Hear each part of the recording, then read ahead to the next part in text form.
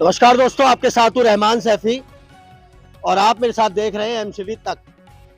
आज एमसीडी तक पर जो ये मैं खबर बनाने जा रहा हूँ, इसे सुनकर शायद मेरा दिल भी पसीजा और आप जब इसको पूरी सुनेंगे तो आपका दिल भी कहीं ना कहीं पसीजेगा, क्योंकि मुद्दा आज ये मुद्दा नहीं कहूँगा इस पूरी खबर को। आज ये मुद्दा नहीं है, एक वो दर्द है जो कर्मचारी अपनी ही जबानी देश में केंद्र सरकार तक मोदी जी ने जिन कर्मचारियों के पैर धोए उन प्रधानमंत्री जी तक हमारे पहुंचाना चाहते हैं। और दिल्ली की वो सरकार जो ये वादा करती थी, जिसने ये वादा करके इस निगम में पहले अपनी जगह बनाई और आज निगम में भी अपनी जगह बना ली है, निगम में भी अपनी सरकार बना ली है। अम्मा, क्या परेशानी है आपके साथ, क्यों आए हो यहाँ पे? ऐसा है साहब, काम तो बताते इतना हमको और हमारे लिए पेट के नहीं मिलते। क्या 7,000 के तो डॉक्टर क्या पी जाते हैं, हमें 7,000 बता रहे हैं मिले वे भी नहीं मिल रहे 4-5 महीने से। कितने साल हो गए आपको काम करते हुए? मेरे को 92 से लगी हुई हूँ। मुकेश वैद्य जी मेरे साथ यहाँ पर हैं। वैद्य साहब, ये सैकड़ों कर्मचारी पहुंचे आज आपके पास, कौन से विभाग के कर्मचारी हैं? पहले तो सैफी साहब नमस्कार। ये हेल्थ विभाग के हमारे कर्मचारी हैं, स्वास्थ्य विभाग जिसे हम कहते हैं। और सबसे पहले भारतवर्ष को, भारत देश को सैल्यूट करता हूं कि जिसमें मैं व्हाट्सएप पे सुनता हूं कि विश्व गुरु बनने जा रहा है भारत, और मैं उस विश्व गुरु की दशा दिखाना चाहता हूं कि 30-30, 35-35 वर्ष हो गए हैं, 150 रुपये तनख्वाह मिलती थी और आज 7,000 रुपये, मात्र 7,000 पे काम कर रहे हैं। तो उन लोगों के बारे में आपको बताना चाहता हूँ कि जैसे अभी माता जी बता रही थी कि डॉक्टर तो पता नहीं कितने की चाय पी जाते हैं, माता जी आपको पता भी नहीं है, और इनको भी 5-5 महीने हो गए सैलरी नहीं मिली है। और मैंने देखा कि अभी आप बता रहे थे कि दिल्ली सरकार हो चाहे केंद्र सरकार हो, निगम भी हो, निगम में 15 साल बीजेपी की सरकार रही थी, क्या किसी को दिखाई नहीं दिया? और ये मैंने कई महिलाएं बेचारी, मैंने सफाई कर्मचारी आयोग में संजय गहलोत जी के यहाँ गिड़गिड़ाते देखे अब से 1-1.5 साल पहले, लेकिन आयोग वायोग कोई किसी की नहीं सुनता, सब अपनी दाढ़ी में गुस्सा लगाते हैं। तो सैफी साहब, आज आपका बुलाकर धन्यवाद भी करता हूं कि आप हमारे कर्मचारियों के दुख सुख को आगे तक पहुंचाते हो। बेशक कोई कुछ करे या ना करे, लेकिन कम से कम लोगों को ये तो पता चलता है कि इस भारत देश में आज भी लोगों पर किस तरह अत्याचार हो रहे हैं। महिलाएं बता रही हैं ये 35 साल, 30 साल, किसी को 28 साल, किसी को 25 साल इस निगम के स्वास्थ्य विभाग में काम करते हो गए।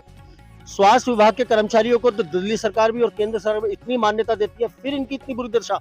देखिए, कोरोना में इन सभी बहनों ने काम किया है। कोरोना जैसी महामारी में काम करने के बाद अगर किसी को शर्म नहीं आई कि यार इनकी सैलरी बढ़ा दें, इनको रेगुलर कर दें, इनको पक्का कर दें, तो इससे बड़ा डूब कर मरने की बात देश में क्या होगी। तो मैं तो अभी इनको, मैंने धिंगान साहब से कहा है कि इनकी सबकी कोर्ट की तैयारी करते। सिर्फ कोर्ट में ही न्याय मिल सकता है आपको। अधिकारी तो ऑब्जेक्शन लगाने में नंबर 1 है। एक आध कोई ईमानदार अगर बैठा होगा बेचारा, तुम पर दया करके अगर काम करने की कोशिश करेगा, तो नीचे हजारों ऐसे गंदे लोग बैठे हुए जो तुम्हारी फाइलों को चलने नहीं देंगे। अभी मुझे बता रही थी माता जी के 300 आदमी इन्होंने कर भी दिए हैं डेली वेजर, लेकिन ये 60 आदमी हैं जो आज हमारे पास आए हैं, और इन 60 आदमियों को लेकर के हम कोर्ट जाएंगे। न्यायालय हमारा, कोर्ट जाने से पहले क्या निगम का दरवाजा खटखटाना जरूरी नहीं? हाँ, वो तो एक नियम है, वो तो कायदा कानून है। सबकी इनकी जो एप्लीकेशन है, वो सबकी जो इनकी समस्याएं हैं वो लिखवा के हम एक बार कमिश्नर साहब को देंगे और कमिश्नर साहब से बात करेंगे, उनसे मीटिंग का टाइम लेने की कोशिश करेंगे। एक आपने देखा होगा हाई कोर्ट में कर्मचारियों की समस्याओं के लिए कमेटी बनाई थी।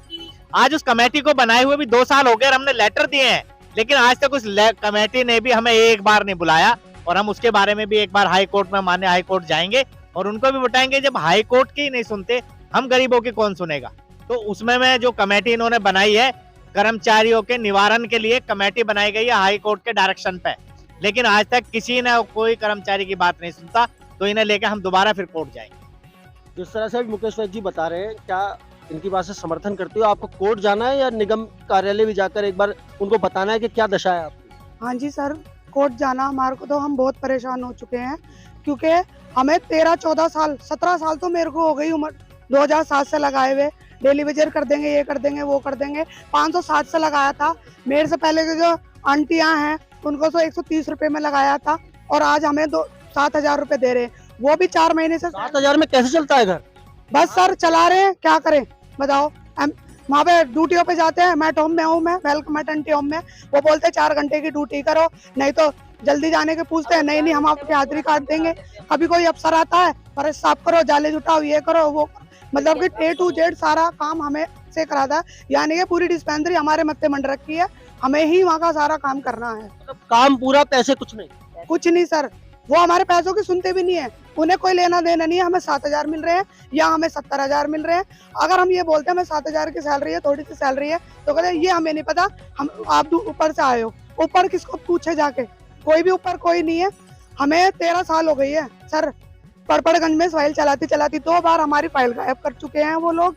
कभी भी हम किसी अफसर के साथ जाते हैं, कभी वो एडिशनल कमिश्नर बोलता है कमिश्नर के पास जाओ, कोई बोलता है मेयर के पास जाओ, सबके पास धक्के खा खा के चप्पलें घिस गई हैं सर, मगर उनके कान पे बिल्कुल भी जू नहीं चली। माता जी कैसे चल रहा है घर, मैं ये जानना चाहता हूँ। 7,000 तो बहुत छोटी तनख्वाह है। आप कहाँ घर चलता है, दवाई भी नहीं पूरी होती है। जब हम बीमार होते हैं तो उससे ज्यादा तो आप डॉक्टर तो लोगों की बीमारी की उस अस्पताल में काम करते हो, आपको आपकी बीमारी पूरी ज्यादा हम कह देते हैं कि बीमारी, तो कहते हैं घर बैठ जाओ तो कभी औरों को भी हो जाए। और मैं 1/9/86 से लगी हुई हूँ। कितने दिन हो गए, पहले मैं 150 मिलते थे, फिर 300, अब 7, और 2 साल बाद मुझे कह दिया जाएगा कि तुम रिटायर हो गए, घर बैठ जाओ। अम्मा जी, अगर निगम आपसे ये कहता है कि आप रिटायर हो गए, आप घर बैठ जाओ, तो कितने ऐसे कर्मचारी हैं जो घर बैठ जाएंगे? भाई हमें मेहनत की तो देना चाहिए, जब हमने इतने दिन मेहनत करे तो वे तो हमें मिलना चाहिए, जितने दिन है वे तो मिलने चाहिए। नौकरी में हमारे बच्चे नहीं पढ़ पाए, हम अपने बच्चों की शादी ब्याह नहीं करते, किसी से कर्जा लेते तो कैसे उतारे। कितने सारे लोन फोन ले लाके करते, वो नहीं उतरते। तनख्वाह में 5 महीने हो गए, तनख्वाह नहीं आ रही, कोई हमें पैसा नहीं देता कि तुम्हारी तनख्वाह नहीं है सरकारी। जब आदमी के ऊपर परेशानी पड़ती है, वो कोई भी काम करने वाला व्यक्ति जब उसके ऊपर परेशानी पड़ती है, तभी वो अपने हाथ पैर चलाता है और तभी भागता है। और आज ये कर्मचारी इतने सालों तक बर्दाश्त करने के बाद आज ये मुकेश वैद्य जी के ऑफिस पहुंचे हैं, क्योंकि इनको अब कोई सहारा नहीं है, क्योंकि निगम ने बिल्कुल शायद पल्ला झाड़ने की बिल्कुल इनसे ठान ली है। तो दोस्तों, इसी खबर को आगे बढ़ाते हुए आपसे दोबारा मुलाकात होगी। जब तक के लिए जय हिंद, जय भारत, जय संविधान।